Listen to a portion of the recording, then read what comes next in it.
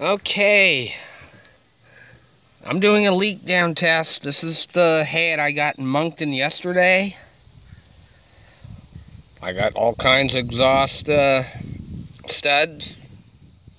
Rest of them are actually pretty friggin' good, so that's okay. The idea of leak down test is, well, like it says, leak. Find out whether valves need to be leaked. That's a tiny bit of gasket material, probably God knows what motor this head come off of. But 79 to 83 750 heads, an original 750 head with 2 camshafts, 79 to 83, 84 they changed them, would always have a 425 stamped on, right from the factory. That way you know it was the same mold, and it'll fit the K, the custom. They even had some of these as a police special. But anyhow, you just make sure plugs are in. This had plugs already in the hole, so I'm not worried. I didn't even clean the carbon out. I said, okay, I'll dump some water. Normally this takes 5 to 10 minutes. But that's the head. And these camshafts, they come with it. They said tag for 84 Nighthawk, but no, 84 was totally different.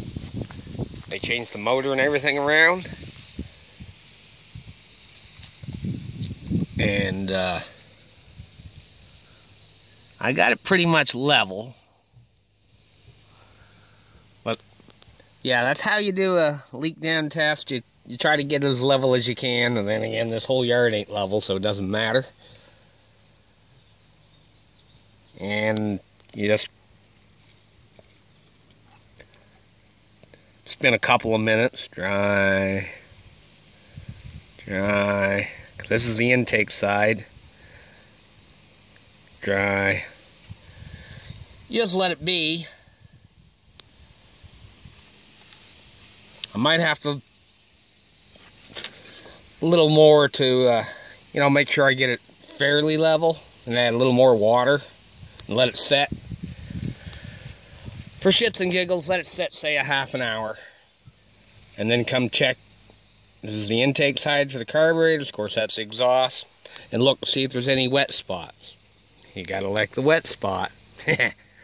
I know, fucking perv, but anyhow. But all the valves is there. I'm kind of hoping this doesn't need anything other than a cleanup. But, let's see. Right hand side, where that bolt is, that's where the oil pipe from the block hooks on. Runs the oil up, for the camshafts and all the stuff in the head. It's just how they built it. No big deal. But on this side, when the head is flipped over, to the cam holders, the inside, because they're tiny little bolts, was broke off flush. I might have to take this either into work or the bike shop, because I don't have easy outs, and where they're that small and tiny, I don't really want to ruin anything. But with all the other collars on there to hold stuff down, I could probably get away with the one good bolt in, because they're not interfering with the oil channel side at all. And everything else would hold everything down. They're just more or less, well, they do the job, because I'm only interested in it making enough compression to run so I can run it. I don't want 100 horsepower. So yeah, I'm going to come out after a little bit and check this head over and see whether or not I got any actual issues. I don't know, I've been out here maybe 5 minutes already and I don't see nothing dribbling, but I might not be 100% level either. As a matter of fact, I know I'm not, because water always goes for its own level. That's just nature of liquid. But yeah, that head and camshafts, because I didn't have the caps that I wanted, and the rest of these only had 4 of them in there. So I got to I'm going to be smart. Passes the leak down. I'm going to oil up, put the cams in out here, and I'll measure them all out here. Measure the shims, because I got a bunch of shims galore, and surely to God I can find enough shims to have the proper measurement. Have that all done, then take the cams back off it to put it back on this, put this head onto the rebuilt motor, and you know, do my compression test. So, but I'm not going to do all that today. Today it's too fucking hot.